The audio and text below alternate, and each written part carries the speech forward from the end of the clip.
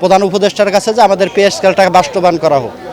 তো একটা পর্যায়ে যখন আমাদেরকে বাস্তবায়ন একটা পর্যায়ে আইনা যখন আমাদেরকে আটকাই দিছে, সেখানে যা আমাদের জ্বালানি মন্ত্রী যে কথাটা বলছে সেই কথার পরিপ্রেক্ষিতে আমাদের কর্মচারীরা ক্ষুব্ধ হয়েছে তার প্রতি, যে যদি ক্ষিপ্ত না হইতো তাহলে আমরা এখানে আসতাম না। তারা দিবে না, কিন্তু আমাদের আশা কেন দিলে? আমাদের সন্তানদের পরিস্থিতি কি? আজকে আমাদের সন্তানদের ভালো স্কুলে পড়াইতে পারি না।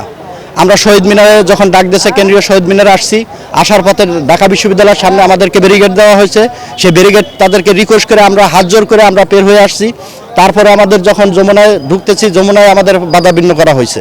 যমুনার যখন প্রধান উপদেষ্টার গেট বরাবর গেছি, তখন আমরা শান্তশিষ্টভাবে আমরা বসে আছি রাস্তার ভিতরে, কিন্তু আমরা কোনোভাবেই উচ্ছৃঙ্খলা করিনি। হঠাৎ করে আমাদের উপরে জল কামান এবং আমাদের উপরে বুলেট নিক্ষেপ, গ্যাস নিক্ষেপ করা হয়েছে। কিন্তু এই কারণটা কেন? আজকে স্বৈরাচার সরকার যা করে গেছে তাই তো সে করতেছে, তার কাছে তো আমরা এটা আশা করি নাই।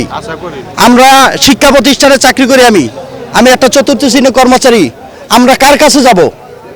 ফ্যাসিবাদ সরকারের আমলে আমাদের যে পরিমাণ অত্যাচার লাঞ্ছিত হয়েছে, তার দলীয়ভাবে তার মনে করেন সমস্ত সংগঠন দিয়ে আমাদেরকে দাবায় রাখা হয়েছে।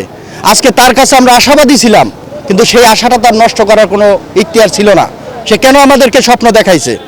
যদি সে কোনো জরুরি আজকের ভিতরে যদি গেজেট পাস না করে, আগামী কালকের থেকে আমরা যে যে কর্মস্থলে আসি সেই কর্মস্থল থেকে আমরা কর্মবিরতি দেব। প্রয়োজন হলে গ্যাস পানি যা আছে সব বন্ধ করে দেব। তার কারণ হলো সরকারি ক্ষমতা আর কর্মচারীর হাতে হলো কর্মক্ষমতা।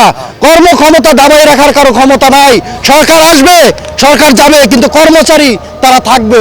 62 বছর কর্মচারী, তার মানে 32 বছর চাকরির সার্ভিস, তাদের দুঃখ দুর্দশা দীর্ঘদিন থেকে হয়ে আসছে, বৈষম্য হয়ে আসছে। তারা আর কি চায়? আজকে রক্ত চাইছে, আমরা রক্ত দিছি। এই রক্তের বিনিময়ে যদি আজকে গেজেট পাস না হয়, তাহলে তার পরিমাণ বেশি ভালো হবে না। আমরা কর্মবিরতি যাব। আমরা গ্যাস পানি যার যেখান থেকে যে অবস্থা আছে সেই অবস্থা আমরা বন্ধ করে দেব।